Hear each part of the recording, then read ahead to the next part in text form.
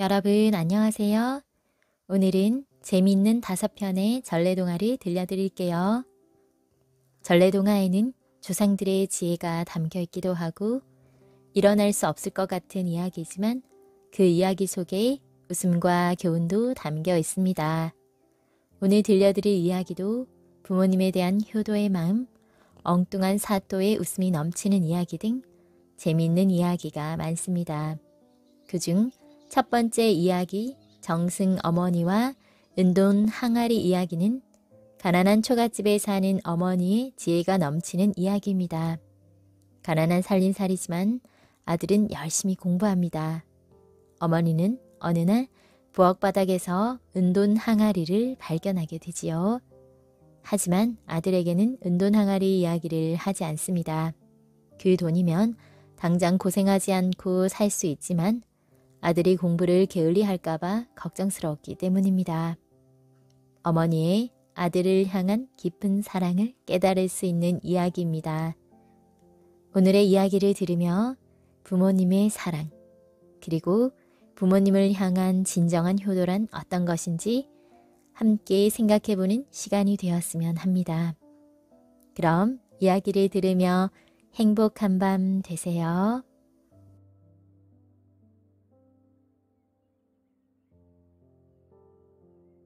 정승 어머니와 은돈 항아리. 어느 마을에 다 쓰러져가는 초가집이 한 채 있었어요. 그 집에는 어머니와 아들만 살고 있었지요. 아들은 밤늦도록 열심히 공부했고 어머니도 밤늦게까지 희미한 등잔불 아래서 바느질을 했어요. 가난한 살림에 고생을 많이 한 어머니의 이마에는 주름살이 깊게 패어 있었지요. 아들은 어머니의 주름살을 보니 가슴이 아팠어요. 어머니, 제가 일을 해서 어머니를 편히 모시겠습니다. 내 걱정은 말고 공부만 열심히 해라. 어머니께서 고생하시는 걸 더 이상 보고 있을 수만은 없습니다. 네가 훌륭한 사람이 되는 게 어미를 도와주는 길이란다. 어머니는 이른 새벽부터 많은 일을 했어요.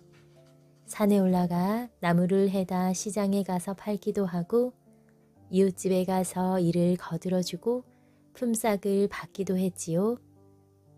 그렇게 일하다가 몸이라도 아프면 어쩌려고 그래요? 마을 아주머니들이 걱정이 되어 한마디씩 할 때마다 어머니는 빙그레 웃으며 말했어요. 아들이 열심히 공부하도록 뒷바라지 하는 게 보람이라우. 어느 날 어머니는 저녁밥을 지으려고 부엌으로 들어갔어요. 쌀을 씻어 가마솥에 넣고 아궁이에 불을 붙였어요. 어머니는 아궁이에서 불이 활활 타오르자 부엌 바닥을 쓸기 시작했어요. 바닥이 왜 이렇게 울퉁불퉁하지? 호미로 고르게 해야겠구나. 탁탁탁탁. 어머니는 호미로 부엌 바닥을 고르기 시작했어요.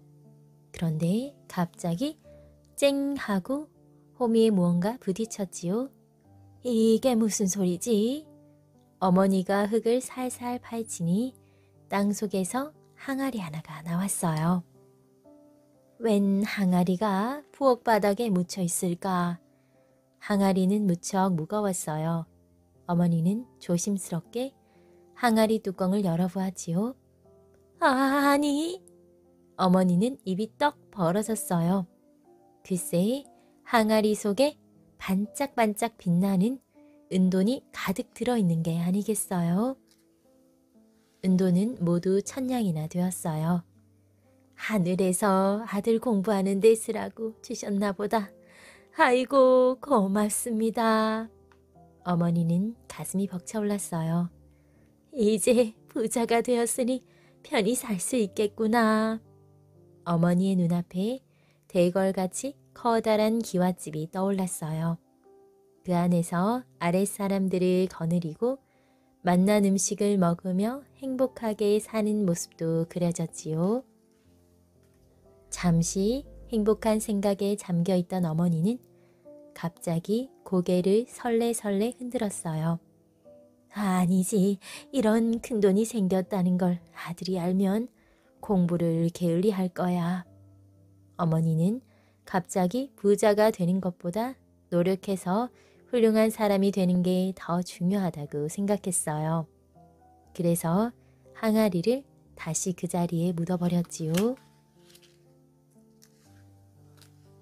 아들은 고생하는 어머니를 생각하며 더욱 열심히 공부했어요. 마침내 아들은 서울에서 열린 과거 시험에서 1등인 장원으로 붙었지요. 아들은 임금님이 내린 꽃인 어사화를 꽂고 말을 타고 집으로 돌아왔어요. 어머니는 이 세상의 모든 것을 얻은 것처럼 기뻐했지요. 아들이 벼슬에 오르자 어머니도 아들과 함께 고향을 떠나 서울로 올라갔어요.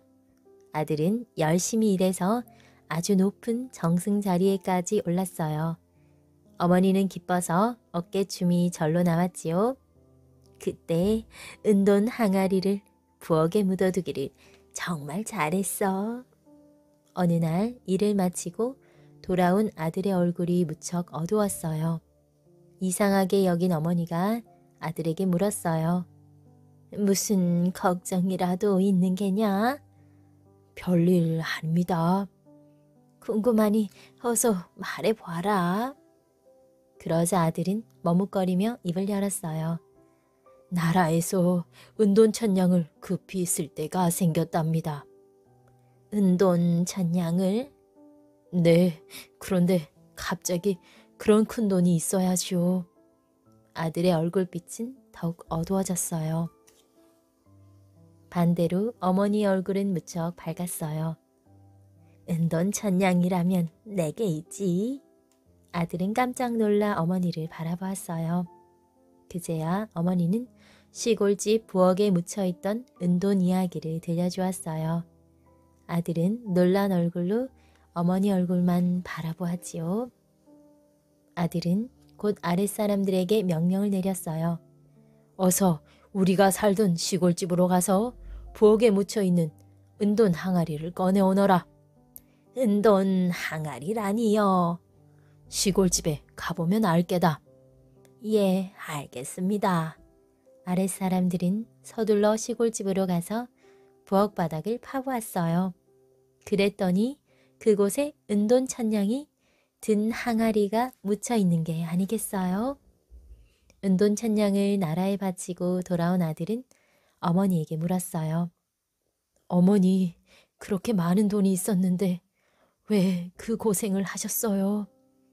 그때 그 돈을 썼더라면 네가 지금 높은 벼슬에 올랐겠느냐. 아들은 어머니의 깊은 뜻을 깨닫자 무릎을 꿇고 눈물을 흘렸답니다.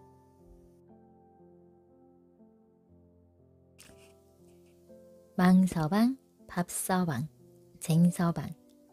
옛날 어느 글에 원님이 있었는데 참 잊어버리기를 잘했어요.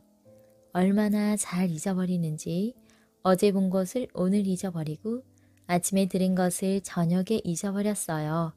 그래서 밤낮 묻는 게 일이에요.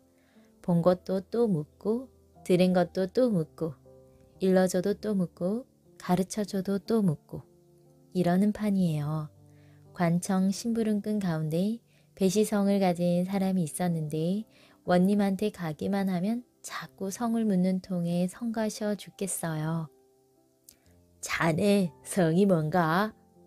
예, 배가입니다. 배서방이렸다. 해놓고 그 다음에 가면 또 물었어요. 자네 성이 뭐더라? 예, 사또 배가 올시다. 어라, 배서방이었군. 그래놓고 그 다음에 가면 또 물었어요. 참, 자네 성이 뭐랬지? 사또 배가라고 말씀드리지 않았습니까? 헐커니 배서방이란 말이지. 어제 들은 걸 오늘 묻고 아침에 들은 걸 저녁에 묻고 이러니 성가셔서 견딜 수가 없었어요. 그래서 하루는 꾀를 하나 냈어요. 중이에 과일배 그림을 그려가지고 원님한테 갔지요. 사또께서 제 성을 잊으시고 자꾸만 물으시니 이 배그림을 벽에 붙여놓겠습니다. 이제부터 제 성이 궁금하시면 이 그림을 보십시오. 그러면 배가라는 게 생각날 것입니다. 그거 참 좋은 생각이군.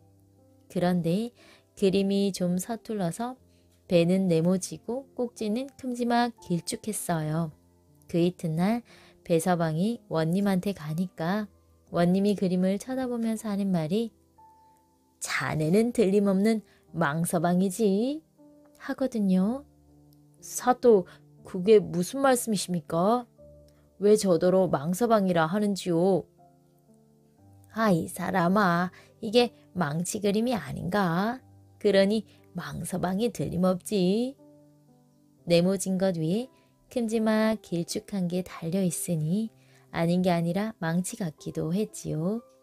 배서방이 할 수 없이 그림을 다시 그렸어요. 이번에는 배를 아주 동그랗게 제대로 그리고 꼭지도 조금 줄여놨지요. 그렇게 그려서 벽에 붙여놓고 그 이튿날 원님한테 가니까 원님이 그림을 쳐다보더니 옳지, 자네는 밥서방이렸다 이러거든요. 사또, 그건 또 무슨 말씀이십니까? 밥서방이라뇨. 그럼 밥서방이 아니야. 저렇게 밥주걱을 그려놨는데도. 그림을 가만히 보니까 그럴만도 하겠더래요.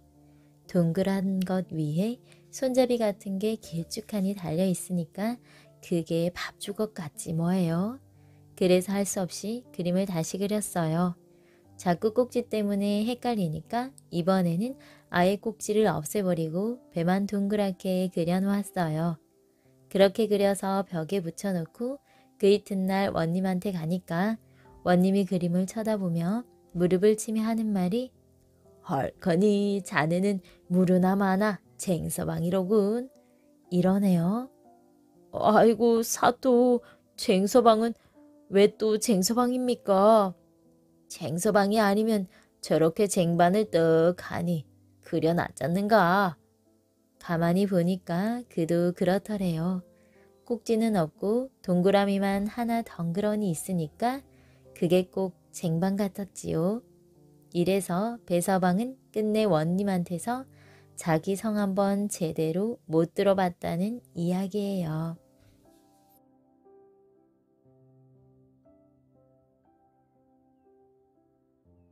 노래하는 상제와 춤추는 스님. 옛날 어느 마을에 효자 부부가 홀아버지를 모시고 살았어요. 여보, 아버님 환갑이 얼마 남지 않았는데 어떻게 하면 좋아요? 아내는 생각다 못해 걱정 어린 표정으로 말했어요. 집이 너무 가난해 끼니조차 제대로 잊지 못하니 며느리로서는 걱정이 안 될 수 없었어요. 아들인들 걱정이 안 되겠습니까? 아내의 말에 남편은 그저 입을 다물고 천장만 쳐다보고 있었어요. 여보, 벙어리가 되었소? 왜 대답이 없으세요? 아무리 생각해도 뾰족한 수가 없는 걸 어떡하오? 남편은 한숨만 쉬었어요. 이렇게 아들 부부가 걱정하거나 말거나 아버지의 환갑날은 다가오고 있었어요. 새로운 골 원님은 참으로 어지렀어요. 원님은 백성들이 어떻게 살아가는지 몸소 살펴보기를 좋아했지요. 오늘은 백성들이 잘 사는지 또 어떤 괴로움을 겪고 있는지 살펴봐야지. 원님은 선비의 옷차림을 하고 남몰래 이곳저곳을 돌아다녔어요. 이 밤중에 노랫소리가 나다니? 원님은 어느 오막살이 집 앞에서 걸음을 멈추었어요. 이상한 노랫소리가 들려왔기 때문이에요. 아니, 노랫소리가 아니라 울음소리 같네. 원님은 다시 귀를 기울였지요. 그렇다고 우는 소리도 아니었어요. 이건 또 뭘까? 방문의 그림자가 꼭 춤추는 모습 같은데. 정말 그랬어요. 그림자는 분명히 춤을 추는 모습이었어요. 방 안에 두 사람이 있는 모양이군. 원님은 가까이 가서 뚫어진 문구멍으로 안을 들여다보았어요. 저런, 방안을 들여다보던 원님은 깜짝 놀랐어요. 머리를 깎은 여자가 춤을 추고 있고 남자는 젓가락으로 화루를 두드리며 장단을 맞추었어요. 저 노인은 또 왜 저렇게 울고 있을까? 술상 앞에 엎드려 흐느껴 울고 있는 노인의 모습도 보였어요. 원님은 뭐가 뭔지 생각의 갈피를 잡을 수가 없었어요. 무슨 까닭이 있는 모양이구나. 한번 알아봐야겠소. 원님은 궁금증이 발동해 방문을 두드렸어요.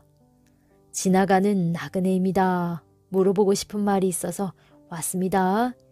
원님의 말에 방안이 조용해졌어요. 누구십니까? 방문이 열리더니 젊은이가 밖으로 나왔어요. 몰래 엿보아서 죄송합니다. 춤추고 노래하고 울고 하는 것이 하도 이상하여 그 까닭을 알고 싶어 그러는데 말씀해 주실 수 있을까요? 원님이 공손히 물었어요. 그 이야기라면 이 늙은이가 말하겠소. 어서 방으로 들어오시오. 얘야, 그 어른을 방으로 매시어라. 힘있게 울던 노인이 원님의 말을 듣고 아들에게 일렀어요. 원님이 방으로 들어가니 머리 깎은 여자는 부끄러움을 못 이겨 고개를 숙였어요. 너무도 부끄러운 일이라 말하기가 거북하지만 궁금하시다니 말하겠소. 노래를 부르며 장단을 치는 애는 내 아들이오. 춤을 춘 여자는 내 며느리 올시다. 오늘이 이 늙은이의 환갑날입니다. 잔치상을 이렇게 차려놓고 이 늙은이를 기쁘게 하려고 그랬나 봅니다. 잔치상을 차리려고 아들과 며느리가 무척 애를 쓴 모양입니다. 노인은 그 까닭을 자세히 말했어요. 오늘 아침 며느리는 자기의 머리를 잘라서 팔았어요. 그 돈으로 시아버지의 잔치상을 마련했지요. 잔치상이라 해야 쌀밥 한 그릇과 국 한 그릇, 조기 반찬이 고작이었어요. 내가 그걸 알았다면 말렸을 텐데 그저 이 늙은이가 오래 사는 게 오히려 아들 내외의 걱정거리만 만들었소. 노인은 한숨을 길게 내쉬었어요. 원님은 너무도 감탄하여 고개만 끄덕였어요.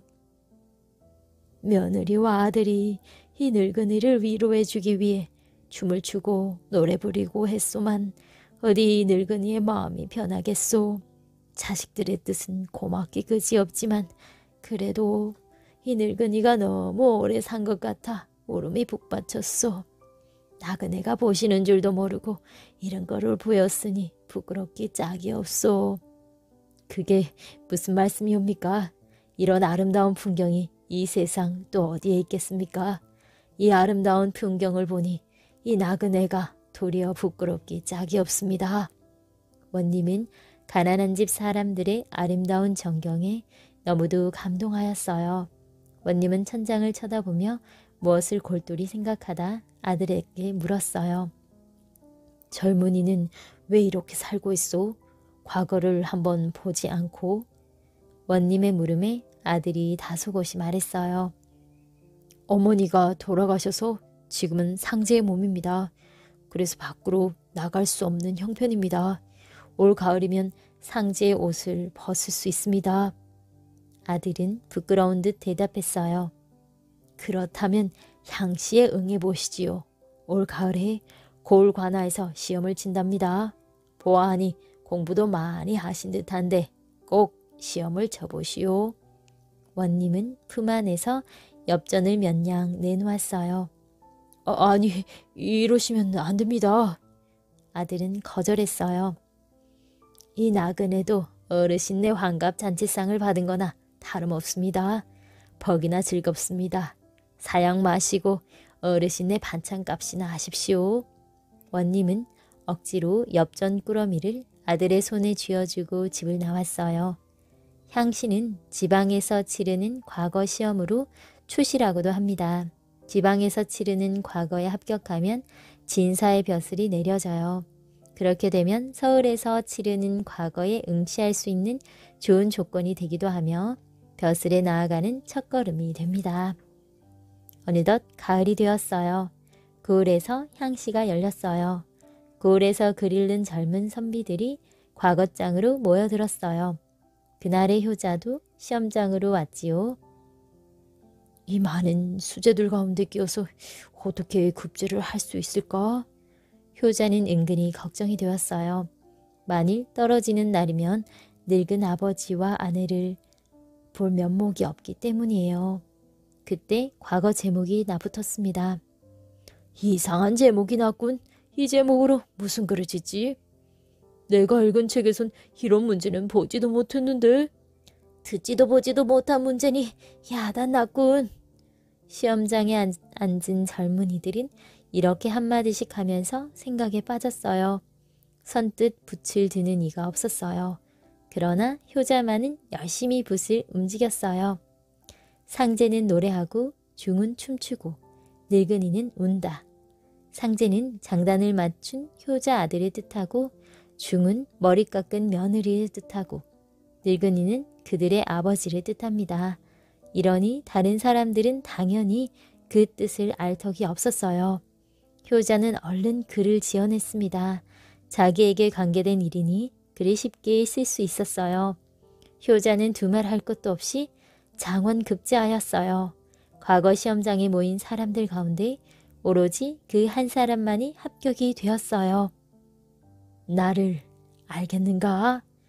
원님이 빙그레 웃으면서 장원을 한 효자의 손목을 잡았어요. 아니, 그럼 전에 그분이? 효자는 그만 눈이 휘둥그레졌어요. 전날 자신의 집에 찾아와 사연을 묻고 격려해 주던 사람이 원님이라니 꿈만 같았어요. 그대의 장원을 축하하네. 나라를 위한 인재는 바로 그대 같은 착한 마음을 가진 사람이어야 하네. 부모를 위하는 그 마음과 같은 마음으로 백성들을 위해 열심히 일해주게나. 사또, 이 은혜 어찌 있겠사옵니까? 효자는 말로 다 할 수 없는 고마움에 감격하여 엎드려 절을 올렸어요.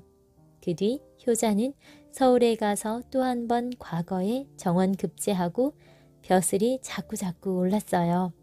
이렇게 해서 효자는 나라 일을 잘 돌보는 충신이 되었을 뿐만 아니라 늙으신 아버지를 정성껏 받들어 모셔 많은 사람들의 칭찬을 받는 사람이 되었답니다.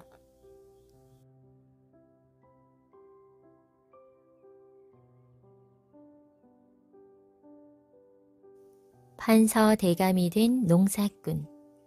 옛날 어느 산골에 한 농부가 홀어머니를 모시고 살았어요. 아버지가 돌아가신 뒤에는 살림이 점점 더 줄었지요. 농부는 나무를 팔아서 그날그날 끼니를 이었어요. 아무리 일을 해도 살림이 도무지 펴지지 않았지요. 농부는 정말 효자였어요. 나무를 팔아 돈이 생기면 어머니 생각부터 먼저 하였어요. 오늘은 무얼 살까? 농부는 나무를 판 돈으로 어물전으로 달려갑니다. 어제는 조기 한 마리를 사서 구워드렸어요. 오늘은 어떤 걸 살까 하고 여기저기를 다녔지요. 오징어가 싱싱하군. 농부는 방금 잡은 듯한 오징어를 보고는 또 어머니 생각이 나서 얼른 오징어 한 마리를 샀습니다. 농부는 이렇게 날마다 반찬을 바꾸어 드리며 정성을 다해 효도를 했습니다. 어느 날이었어요. 그날은 날씨가 몹시 추웠지요. 얘야, 어쩐지 딸기가 먹고 싶구나. 어머니가 느닷없이 말했어요. 어머니, 그렇게 딸기가 잡수고 싶다면 진작 말씀하시지 그랬어요. 염려 마세요. 아들 농부는 어머니의 말에 선뜻 대답했지요. 하지만 그 옛날 한겨울에 딸기가 어디 있겠어요. 아들 농부는 불가능한 걸 알면서도 차마 없다는 말을 할 수가 없었어요. 한겨울에 딸기가 어디 있어요? 이렇게 말하면 어머니가 실망할까봐 농부는 우선 대답부터 한 것입니다. 딸기를 구해온다고 했지만 정말 큰일이로구나. 구하지 못하면 어머니께 거짓말을 한 불효자가 되는데, 그런데 이 추운 겨울에 어디 가서 딸기를 구한담? 농부는 걱정이 되어 견딜 수가 없었어요. 밤새도록 잠을 못 자고 고민을 했지요. 이러고 있을 수는 없지. 산으로 가서 딸기를 찾아보는 수밖에 없다. 농부는 날이 밝기가 무섭게 딸기를 구하러 나섰지요. 밖은 눈보라가 세차게 몰아쳐 눈을 뜰 수조차 없었어요. 산신령님, 딸기는 어디 있습니까? 농부는 이렇게 말하며 산등성이를 헤맸습니다. 농부는 지쳤어요. 한겨울에 딸기를 구한다는 것은 죽은 나무에 꽃이 피기를 바라는 것과 다를 바 없었어요. 너무나 무모한 짓이지요. 아무리 헤매어도 딸기는 보이지 않았어요. 농부는 지쳐서 산을 내려왔습니다. 오, 이 한겨울에 웬 꽃이 피어 있을까? 얼마를 내려오다 농부는 산 중턱에 피어있는 꽃을 보고 깜짝 놀랐어요. 농부는 꽃이 핀 곳으로 가서 살펴보았지요. 오, 딸기가 있네. 농부는 너무도 기뻤어요. 여러 색깔의 꽃들 속에 빨간 딸기가 있는 게 아닙니까? 산신령님, 감사합니다. 감사합니다. 농부는 딸기를 따서 쥐고 무릎을 꿇고 감사의 기도를 올렸어요. 농부는 딸기를 손에 들고 손살같이 집으로 돌아왔지요. 어머니, 딸기를 가져왔어요. 아들은 딸기를 어머니께 드렸어요. 얘야, 고생이 많았겠구나. 한겨울이라서 딸기를 못 구할 줄 알았는데 정말 고맙구나. 어머니는 딸기를 맛있게 먹으며 매우 기뻐했어요.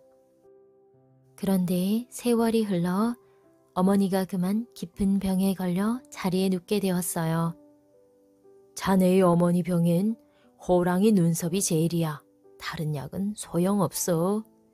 의원은 이렇게 말했어요. 호랑이 눈썹을 어떻게 구할 수 있겠어요? 농부의 걱정은 태산 같았어요. 그렇다고 눈썹을 구하지 않을 수는 없었습니다. 호랑이의 밥이 되더라도 그 눈썹을 구해봐야지. 농부는 호랑이의 눈썹을 구하러 산으로 갔어요. 아행! 산으로 가자 커다란 호랑이가 나타났어요. 입을 크게 벌리며 큰 소리로 울었지요. 눈을 부릅뜨고 달려들어 곧 잡아먹을 것 같았습니다. 호랑이님, 저는 호랑이님의 눈썹을 구하러 산속을 헤매고 있습니다. 저희 어머니의 병을 고치자면 호랑이님의 눈썹이 제일이랍니다. 저를 잡수시면 저희 어머니도 돌아가시게 됩니다. 한 번만 살려주십시오. 농부는 살살 빌었어요. 오, 호랑이가 눈물을 흘리네. 농부는 호랑이의 표정을 보고 다시금 놀랐지요. 정말 호랑이는 눈물을 흘리고 있었어요.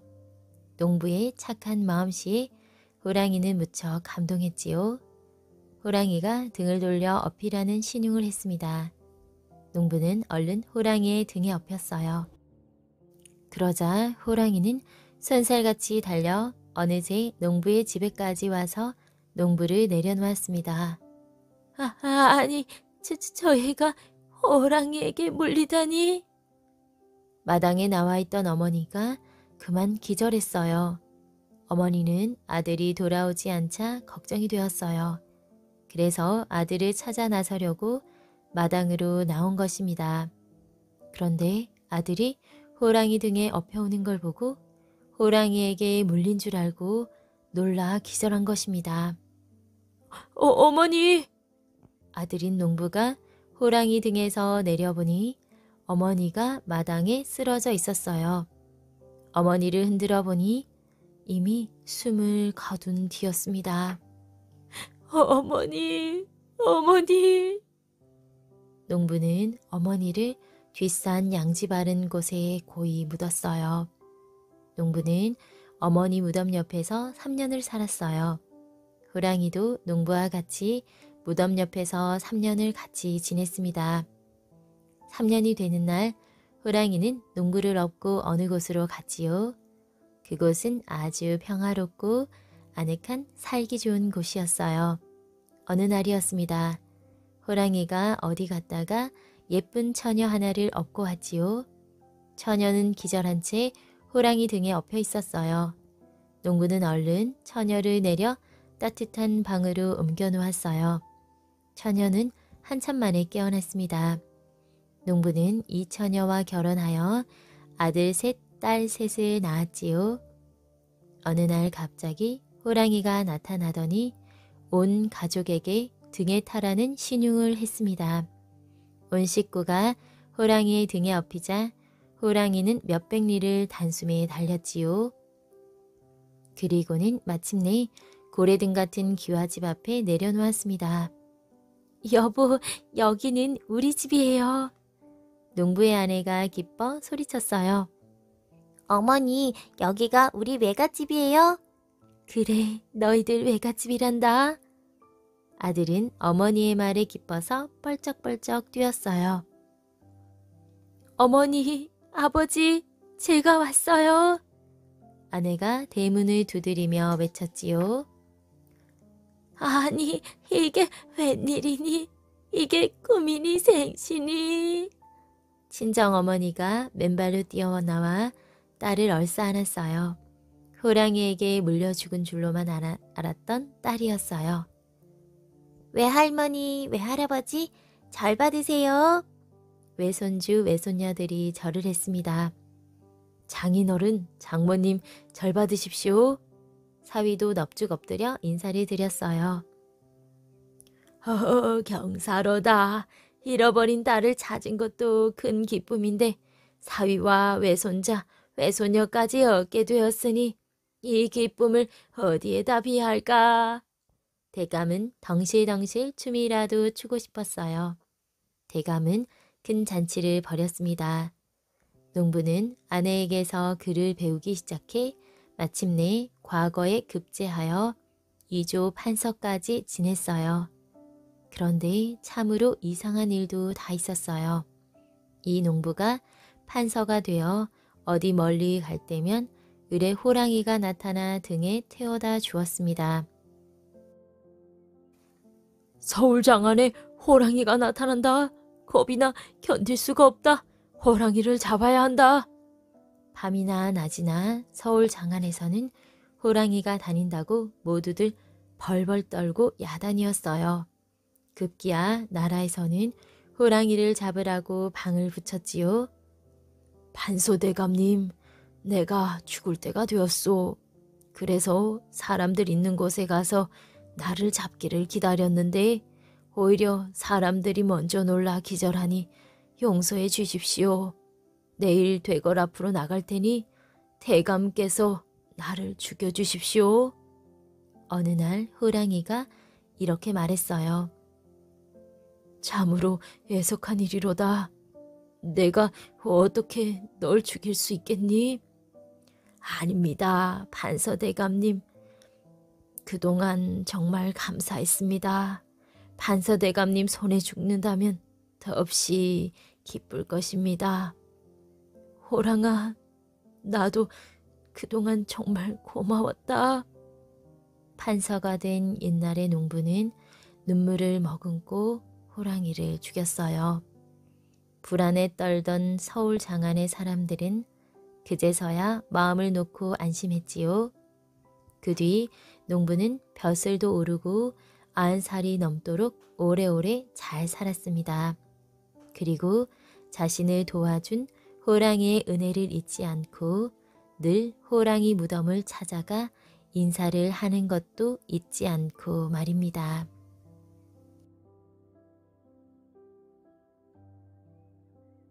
호랑이의 왕진 부탁을 받은 의원.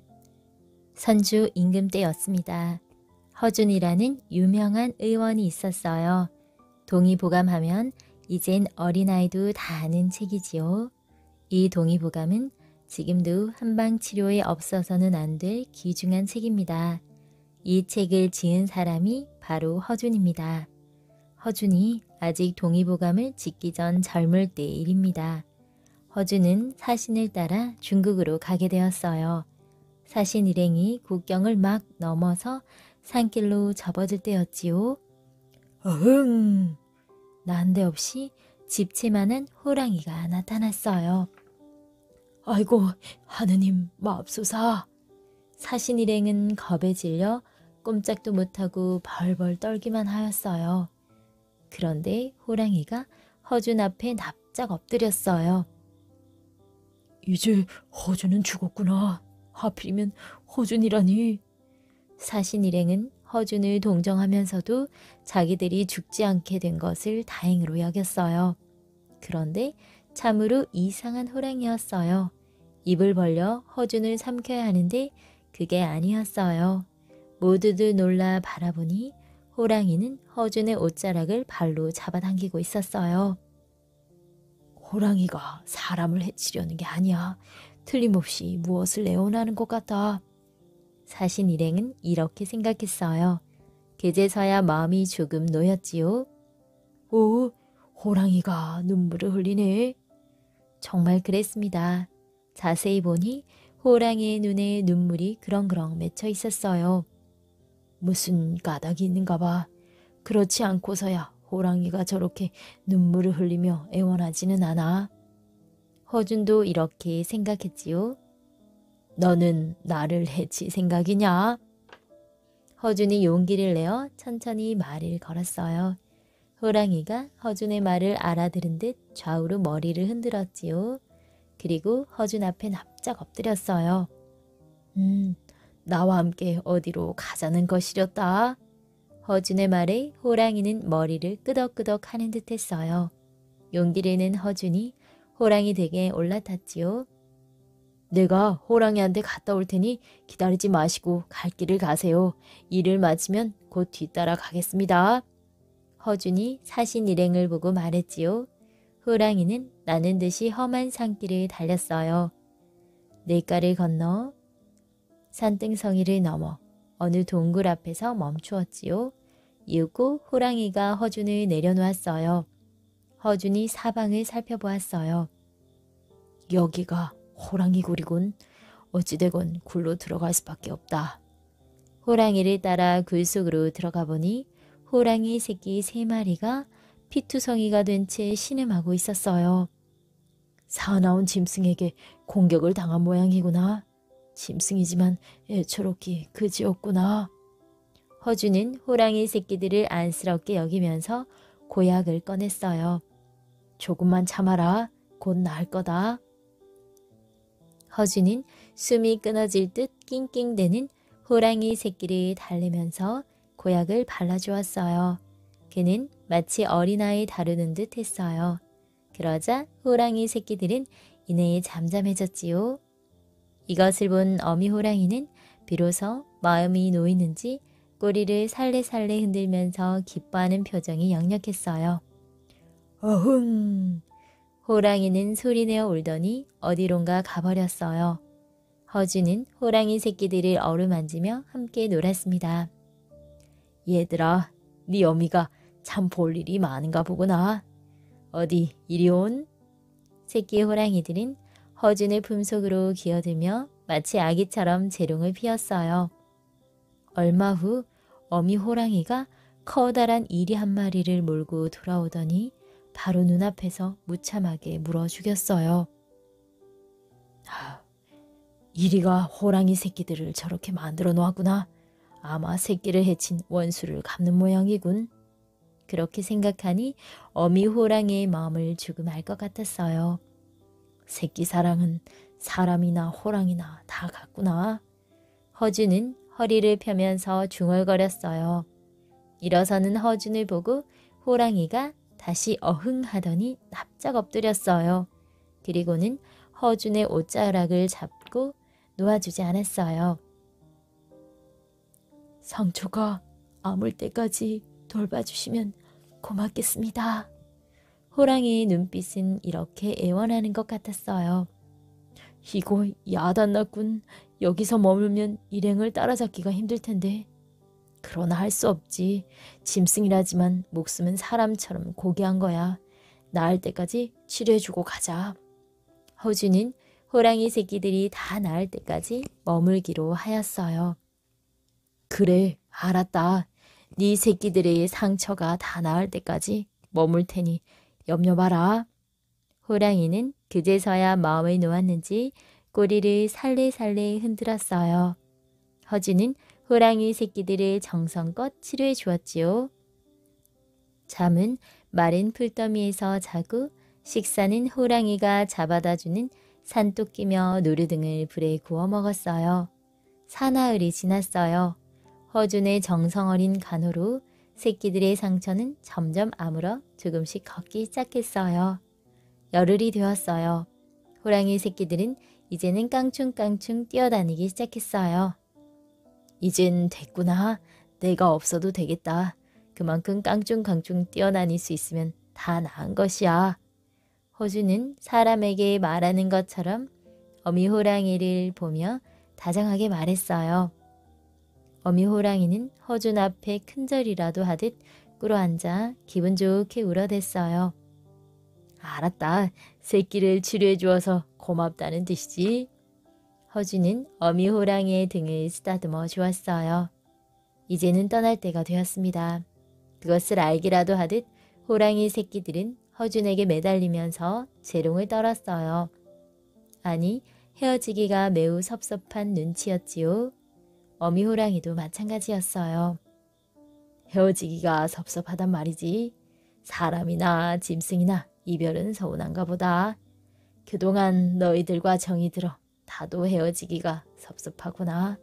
그러나 나와 너희는 함께 살 운명이 아니잖니. 너는 짐승이고 나는 사람인 걸 어쩌겠니. 자, 나는 갈 테니 새끼들을 잘 키우거라. 허준이 호랑이 새끼들을 하나하나 어루만져주고 자리에서 일어났어요. 그러자 어미 호랑이가 무릎을 꿇고 땅에 납작 엎드렸어요. 허준이 등에 올라타자 호랑이는 번개같이 달려 산을 몇 개나 넘었어요. 잠시 후 호랑이는 큰 거리가 보이는 언덕에까지 왔어요. 호랑이는 발을 멈추고 엎드리더니 허준을 땅에 내리도록 했어요. 잘 가거라. 새끼들을 잘 보살피려무나. 허준이 등을 쓰다듬어주며 작별 인사를 마치자 호랑이는 손살같이 사라졌어요. 허준은 주먹거리로 내려가 그곳에서 제일 큰 여관으로 들어갔어요. 오호, 우린 호랑이 밥이 된 줄 알았네. 영케도 살아왔군. 반가우이. 벌써 보름이 되었단 말이세. 호랑이한테 잡혀먹어 벌써 소화가 되어 똥으로 나와 어느 산비탈에 버려졌을 거라고 여겼는데. 그 여관에 묵고있던 동료 사신 일행이 허준을 반갑게 맞이하면서 한마디씩 우스갯소리를 했어요. 너무 반가운 나머지 짓궂은 농담도 하였습니다. 예끼 이 사람들, 아무렴 내가 호랑이 밥이 되겠어. 이래봬도 난 호랑이 의원님이라고. 허준도 농담을 받아 넘기면서 웃었어요. 그동안 어떻게 지내다가 이제 왔는가? 사신 일행은 그게 몹시 궁금했지요. 허준은 그동안의 일을 자세히 말했습니다. 호랑이도 유명한 의원을 알아보는군. 거참 신통하네 그려. 그러게 말이야. 호랑이가 의원님께 왕진 부탁을 하다니 참 별난 호랑이도 있네. 사람들은 참으로 신기하게 생각했어요. 허준은 이 일이 있고부터 명의로서 더욱 크게 이름을 떨쳤습니다. 그리고 더 훌륭한 의술을 쌓아 훗날 임금님을 치료하는 어이가 되었습니다.